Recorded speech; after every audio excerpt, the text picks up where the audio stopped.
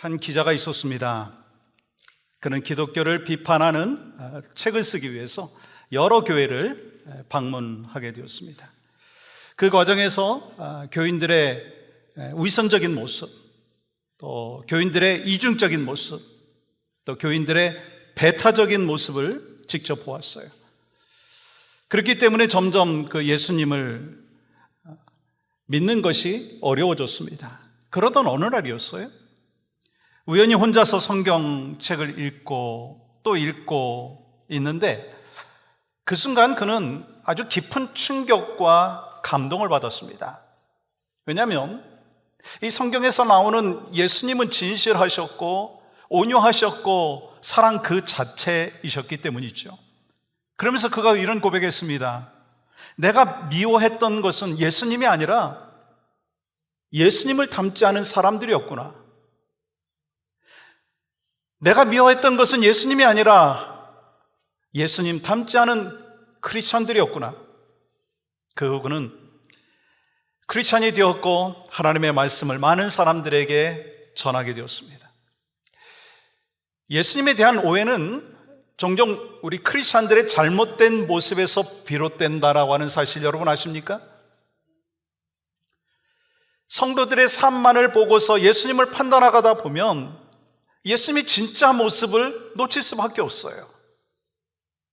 근데 성경을 통해서 예수님의 본래의 모습을 제대로 알게 되면 예수님을 믿지 않을 수가 없다라고 하는 사실입니다. 여러분, 진정한 믿음의 삶이라고 하는 것이 무엇인 줄 아십니까?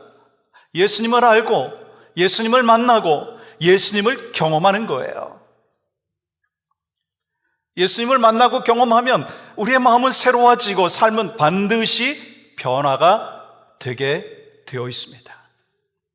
우리는 지금 사도 바울의 1차 전도 여행 이야기를 계속해서 살펴보고 있지 않습니까? 오늘 본문 앞부분은 사도 바울이 이고니온 회당에서 복음을 전하던 장면입니다. 그곳에서 바울이 복음을 전하자 많은 사람들이 복음을 받아들였지만 동시에 어떤 일이 벌어졌어요? 바울을 시기하고 비방하고 공격하는 사람들도 있었습니다.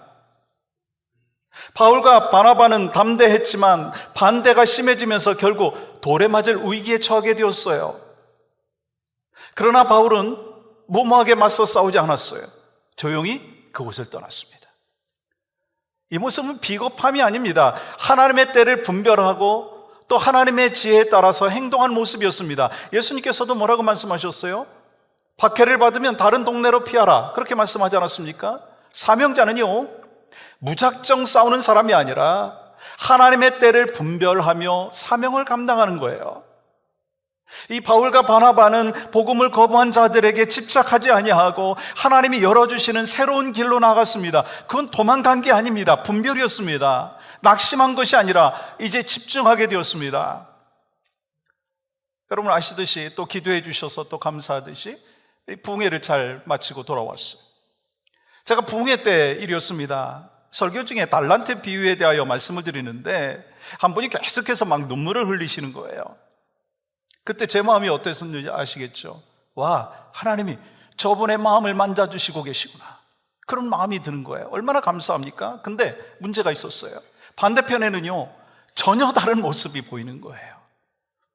표정이 굳어진 채 팔짱을 끼고 눈을 꼭 감고 입까지 다물어 있는 그 모습, 말씀이 마음에 닿지 않는 그런 모습이 있었어요. 그 순간 제 마음 가운데 작은 흔들림이 찾아오더라고요. 설교가 은혜가 안 되나? 왜 저분은 마음이 저렇게 닫혀있지? 뭐가 저렇게 불편하신 건가? 자꾸 그 생각을 하면서 신경이 쓰이는 거예요.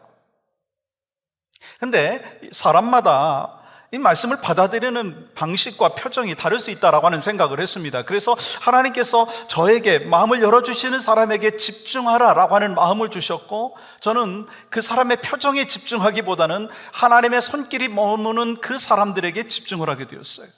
이 바울이 그랬습니다. 거부하는 자들에게 머무르지 않았어요. 하나님께서 일하시는 새로운 자리로 나갔습니다. 그것이 바로 분별의 믿음이고 집중의 믿음인 거예요.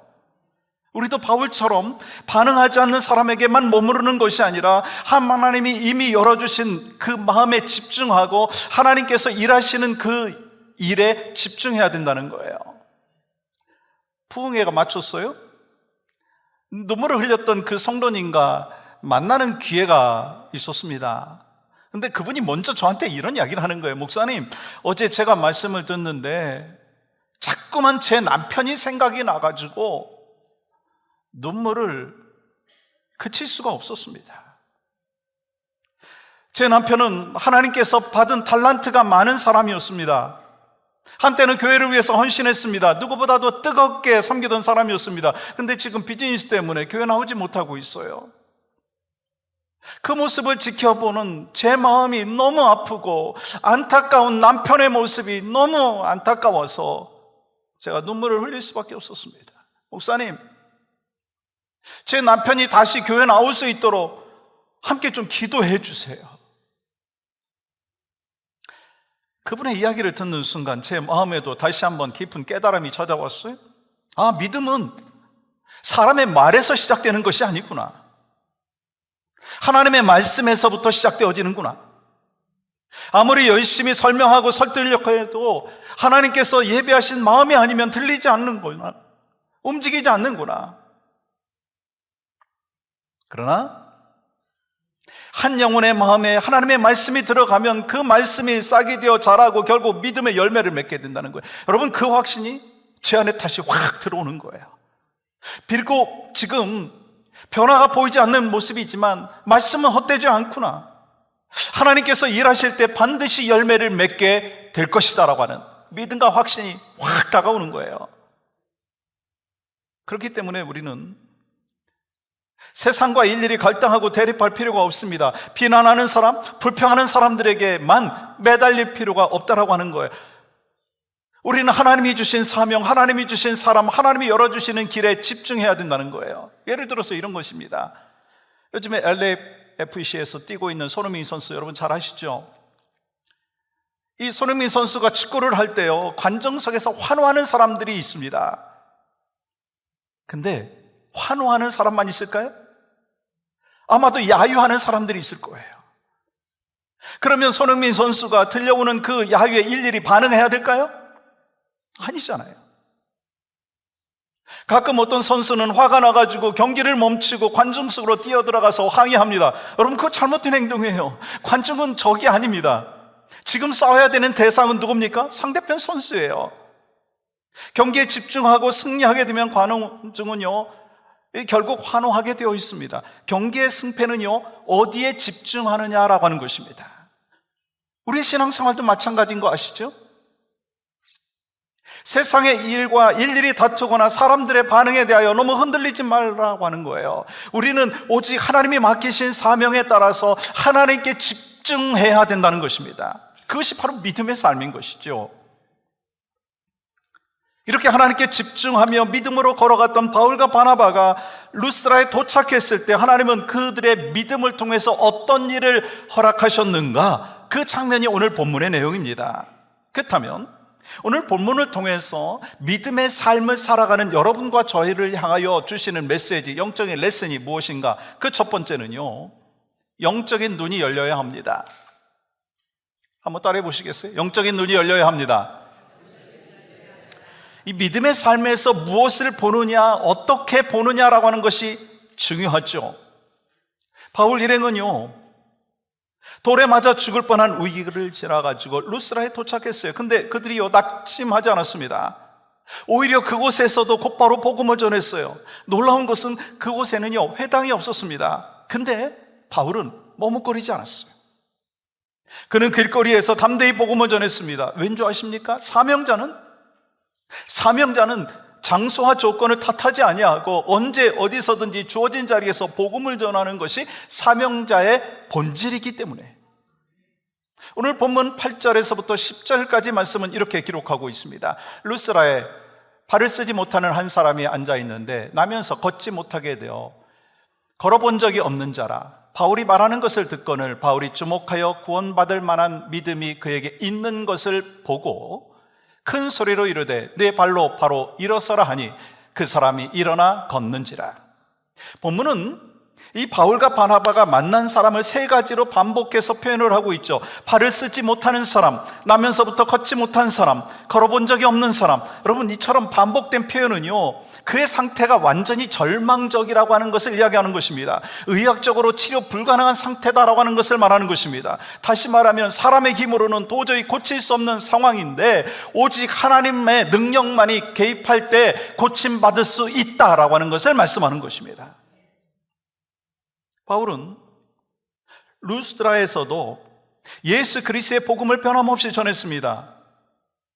그 자리에는 태어나면서부터 걷지 못한 사람이 있었고 그는 말씀을 귀 기울여 듣고 있었습니다. 그런데 오늘 본문에 보면 듣거늘 이라고 하는 단어가 나오죠.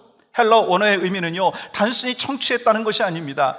Pay attention to, listen carefully. 청취했다는 거예요. 집중해서, 주목해서 말씀을 들었다는 거예요. 그러면 왜 경청이 중요합니까? 믿음은 들음에서 나고, 들음은 그리스도의 말씀으로 말미암기 때문인 것입니다. 믿음은 말씀을 들을 때 생겨나는 것이더라고요. 이 사람도 집중해서 들을 때 구원받을 믿음, 더 나아가서 치유받을 수 있는 믿음이 생긴 것입니다. 오늘 또 우리가 하나님의 말씀 앞에 섰습니다. 저는요, 성실히 전할 책임이 있어요. 하나님의 말씀을 붙잡고 고민하고 기도하면서 그 말씀을 통하여 하나님께서 나에게 주시는 말씀이 무엇인가, 우리 성도들을 향하여 뜻하신 것이 무엇인가 라고 하는 것을 성실하게 발견하고 전해야 될 책임이 있습니다. 그러면 여러분한테는 어떤 책임이 있습니까? 마음을 집중해서 말씀을 경청해야 될 책임이 있다는 거예요. 말씀을 흘려듣지 마십시오. 지금 나에게 주시는 말씀으로 붙잡을 때 믿음은 자라고 기적의 역사는 우리에게도 동일하게 일어나는 줄 믿습니다. 예수님께서 말씀하신 씨 뿌리는 비유도 같은 진리의 말씀 아닌가요? 아무리 좋은 씨앗이라도요, 마음이 길가밭, 돌짝밭, 가시덤불 같으면 그 씨앗이요, 뿌리를 내리지 못한다는 거예요. 다시 말해서 말씀을 받아들이는 우리의 태도가 열매를 맺는 것을 결정하게 되는 것입니다. 오늘 예배에 나온 우리 모두가 여러분의 마음밭을 한번 점검해 봤으면 좋겠어요. 말씀을 전하는 저의 마음밭이 어떻게 되어 있는가? 말씀을 받는 여러분의 마음밭은 어떻게 준비되어 있는가? 말씀을 흘려듣지 마시기 바랍니다. 내게 주시는 말씀으로 붙잡아서 마음 깊이 새기며 주목하고 또 기억할 때 하나님이 전하는 자의 마음을 그리고 삶을 변화시키고 또 함께 말씀을 받는 여러분과 저의 삶의 모든 상황을 움직이시고 삶을 변화시켜 주시는 거예요. 프란시스 첸 목사님이 이 중국의 지하교회에서 설교할 때 성도들은 마치 그 말씀이 이 스펀지가 물을 빨아들이듯이 쫙쫙 빨아들이는 거예요. 왜요? 말씀을 사모했기 때문에. 3시간이고 4시간이고 들어도 지치지 않았어요. 그러면서 조금만 더 말씀해 주세요. 반짝반짝하는 그 눈빛으로 목사님한테 말씀했습니다. 그들은 이렇게 고백을 했다고 하죠. 미국 성도들은 참 좋겠습니다. 매주 이런 설교를 들을 수 있으니까. 그러자 첸 목사님이요, 부끄럽게 이렇게 대답을 했다고 하죠. 사실 미국 교회 성도들은 설교가 길다고 불평합니다. 찬양 스타일이 마음에 안 든다고, 건물 시설이 마음에 들지 않는다고 교회를 옮깁니다. 그 말을 들은 중국의 지도자들은요, 깊은 탄식을 금하지 못했다는 거예요. 뭐가 다를까요? 말씀 앞에 서는 태도, 사모함과 경청에 있다는 거예요. 여러분, 우리가 가져야 될 믿음은요, 세상이 말하고 있는 단순한 긍정적인 사고방식이 아닙니다. 곧 나을 거야, 잘 될 거야, 난 성공할 거야, 자기 암시는요, 참된 믿음이 아닌 것입니다. 참된 믿음이 무엇입니까? 예수 그리스도께서 나의 구세주 되시고 나의 삶의 주인이 되시고 길이요 진리요 생명 되신다라고 하는 것을 믿는 것이 믿음의 삶인 것입니다. 바울은 그 믿음에 주목했어요. 그리고 확신의 믿음으로 선포했습니다. 내 발로 일어서라. 그 순간 믿음과 믿음이 만난 거 아십니까? 듣는 자의 믿음, 전하는 자의 믿음이 성령 안에서 만날 때 기적의 역사가 일어난 거예요. 전하는 자의 믿음이 있는데 받는 자의 믿음이 없으면 기적의 역사는 일어나지 않는데, 받는 자의 믿음과 전하는 자의 믿음이 성령 안에서 만날 때 기적의 역사가 일어난 것입니다. 한 번도 일어나서 본 적이 없는 사람이었어요. 그런데 그 말씀을 믿고 일어났습니다. 그것은 곧 그에게 믿음이 있다고 하는 증거죠. 우리가 걸어가고 있는 이 믿음의 길, 여러분, 생명의 길, 우리가 걸어가고 있잖아요. 근데 우리는 한 번도 걸어본 적이 없는 사람들이에요. 눈에 보입니까? 안 보여요. 경험해보지 못한 길이기 때문에 이성적으로 이해할 수 없는 그런 수많은 일들이 있습니다. 그러나 우리는 예수 그리스도를 믿죠. 왜요? 예수님이 생명의 길 되시고 선한 목자 되심을 믿기 때문에 담대히 따르는 거예요. 요한복음 14장 6절에서 우리 예수님께서 이렇게 말씀하시죠. 내가 곧 길이요 진리요 생명이니 나로 말미암지 않고는 아버지께로 올 자가 없느니라. 아멘이신가요? 또 히브리서 11장 1절은 이렇게 말씀하고 있습니다. 같이 읽겠습니다. 시작. 믿음은 바라는 것들의 실상이요 보이지 않는 것들의 증거니. 여러분, 영적으로 본다는 거, 영적인 눈을 갖고 본다는 거는요, 단순히 긍정적인 생각을 하는 것이 아닙니다. 현실보다 하나님의 손길을 먼저 보는 눈, 상황보다 하나님의 뜻을 먼저 보는 시선이라는 거예요. 눈앞에 골리앗을 보는 것이 아니라 그 뒤에서 일하시는 하나님을 바라보는 것입니다. 눈앞에 있는 홍해를 바라보는 것이 아니라 그 홍해를 가르치는 하나님을 바라보는 것이 바로 영적인 눈인 것입니다. 그러니까 영적인 눈을 갖고 있는 사람들은요, 어떤 상황 속에서도 낙심하고 절망하지 않습니다. 왜요? 그 눈은 사람을 보는 눈이 아니라, 상황을 보는 눈이 아니라 하나님의 일하심을 보는 눈이기 때문에 여러분과 제가 믿음의 여정을 걸어가고 있어요. 믿음의 삶을 살아가고 있습니다. 어떤 눈을 갖고 있어야 되겠습니까? 영적인 눈을 갖고 상황을 보고 사람을 볼 수 있는 여러분과 저의 삶이 되기를 주의 이름으로 간절히 축복합니다. 두 번째는, 믿음의 삶을 살아가는 사람은요, 모든 영광을 하나님 앞에 올려드리는 것입니다. 모든 영광 하나님 앞에 올려드리는 거예요. 여러분, 기적이 일어나자 루스라 사람들이 어떻게 반응합니까? 이 바울과 바나바가 나면서 걷지 못한 사람을 일으키자 사람들은 놀랐습니다. 말씀은 사람을 변화시키지만 기적은요, 사람을 놀라게 합니다. 11절 보시면요, 그들이 이렇게 외치는 것을 보게 되죠. 무리가 바울이 한 일을 보고 루가오니아 방언으로 소리질러 이르되 신들이 사람의 형상으로 우리 가운데 내려오셨다 하여. 사람들은요, 바울과 바나바를 사람이 아닌 신으로 생각했습니다. 바울이 복음을 전할 때 안진뱅이가 고치는 놀라운 기적이 일어났지 않습니까? 그 기적을 목격한 사람들의 반응은요, 바울이 기대했던 것과 전혀 달랐습니다. 그들은 예수 믿고 회개하고 하나님께 나온 것이 아니라 도리어 바울과 바나바를 신으로 여겨서 경배하려고 했고 그에게 제사를 드리려고 했다는 거예요. 여러분, 이고니온에서 바울과 바나바가 복음을 전했을 때 많은 사람들이 예수님을 믿기도 했지만 반대로 많은 사람들이 바울이 전하는 복음을 믿지 못했습니다. 오히려 그 두 사도를 모욕하고 돌로 치려고 했습니다. 그런데 루스라에서는 사람들이 막 몰려오면서 소리 지르면서 신들이 사람의 모양으로 나타났다고 하면서 바울과 바나바를 그들이 섬겼던 신으로 삼고 제사를 드리려고 했다는 거예요. 이 바울과 바나바가 루스라에서 복음을 전하고 안진뱅이를 고친 목적은 단 하나입니다.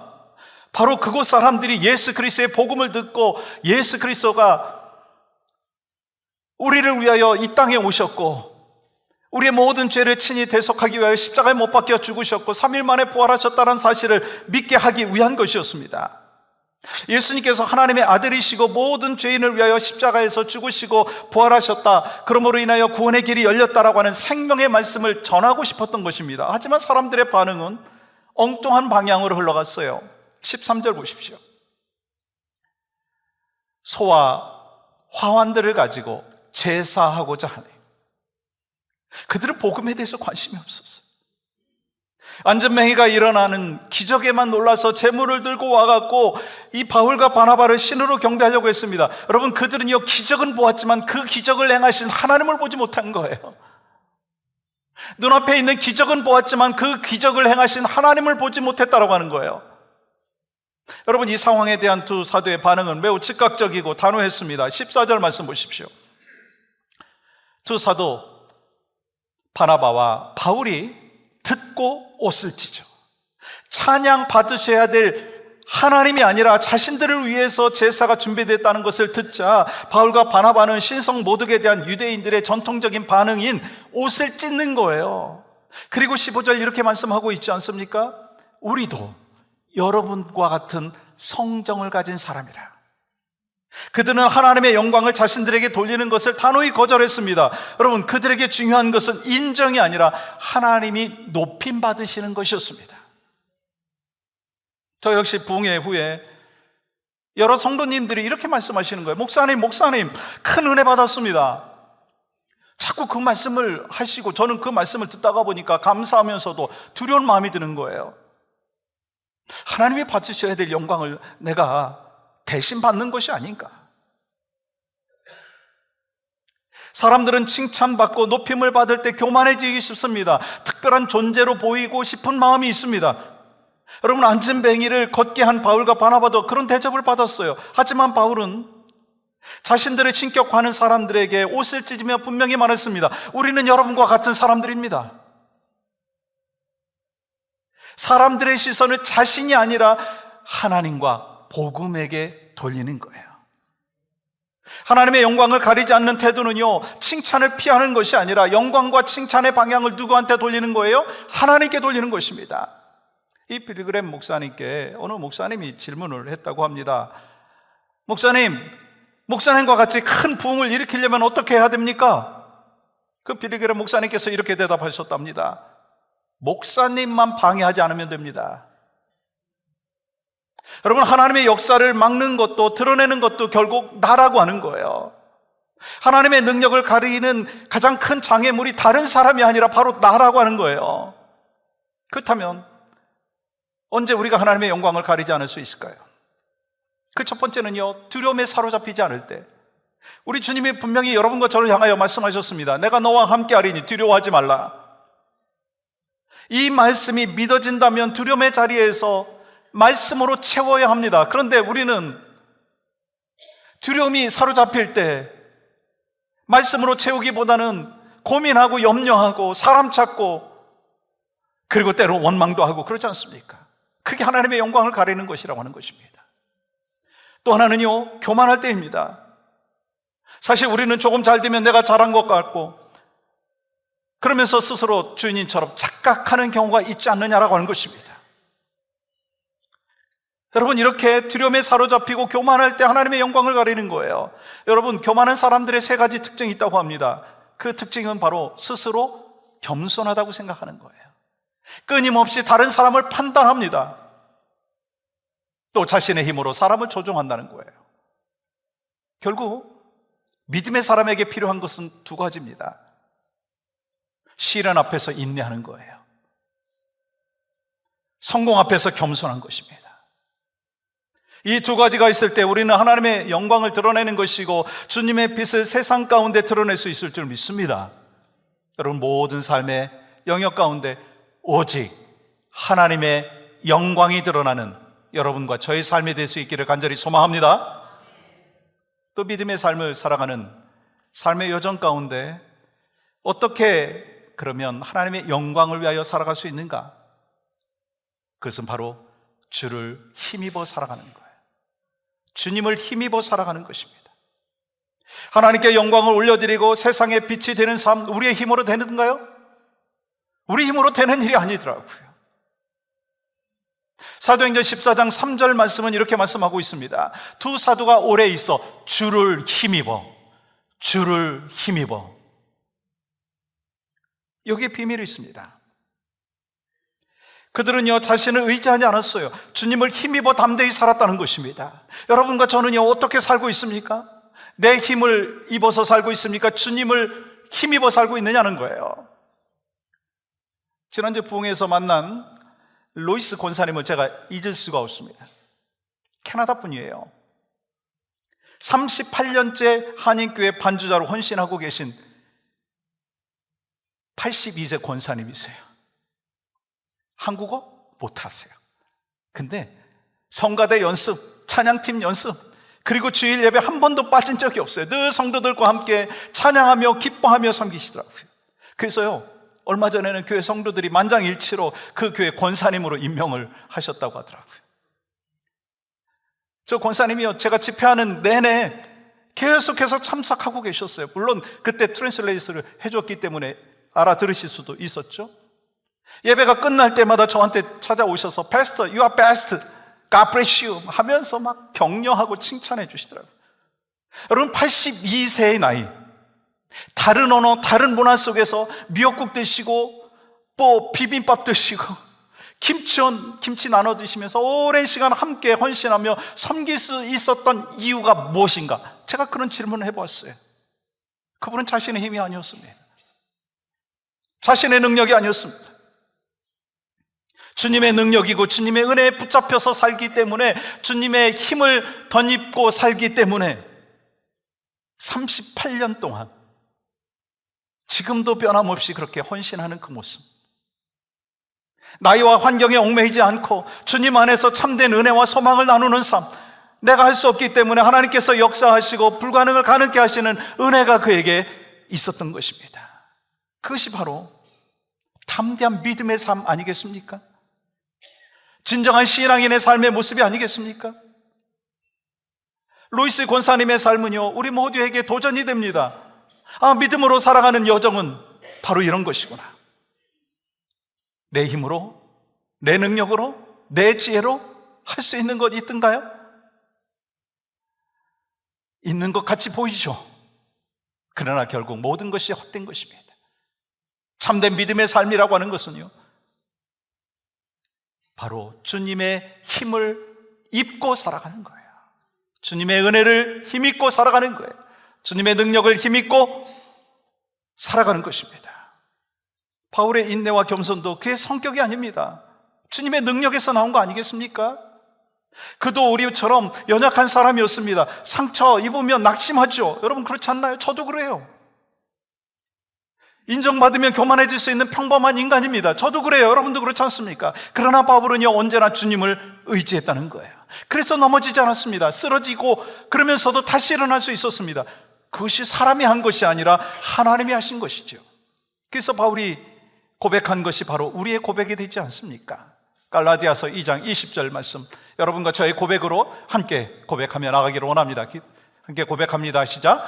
내가 그리스도와 함께 십자가에 못 박혔나니 그런즉 이제는 내가 사는 것이 아니요 오직 내 안에 그리스도께서 사시는 것이라. 이 고백이 진짜 내 고백이 될 때 인생이 달라지는 것입니다. 내가 죽고 그리스도께서 내 안에 사시기 때문에, 그분이 내 안에 계시면, 주님이 내 안에 계시면 사랑하기 어려운 사람 사랑할 수 있어요. 용서하기 어려운 사람 얼마나 많습니까? 그러나 용서할 수 있습니다. 인내하기 힘든 시간들이 얼마나 많습니까? 그러나 인내할 수 있습니다. 높아지고 싶은 순간에도 겸손해질 수 있어요. 내가 잘나서가 아니라 내 안에 주님이 계시기 때문에, 내 안에 누가 계시기 때문에? 주님이 계시기 때문에. 이것이 바로 크리스찬의 능력 아니겠습니까? 이 능력을 아는 사람은요, 사람의 평가에 흔들리지 않습니다. 세상의 시선보다 내 안에 일하시는 주님 앞에 더 집중하게 된다는 거예요. 요셉 보십시오. 그는 특별한 재능보다 하나님이 함께 하심으로 인정받았습니다.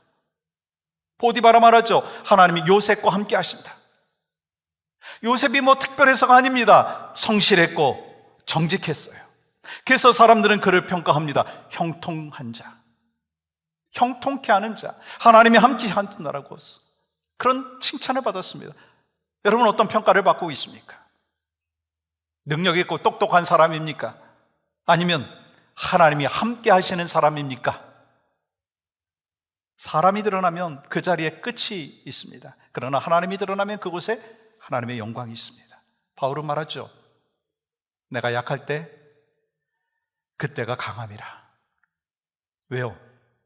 약할 때 더 분명히 드러나는 것은 내 능력이 아니라 주님의 능력이기 때문에,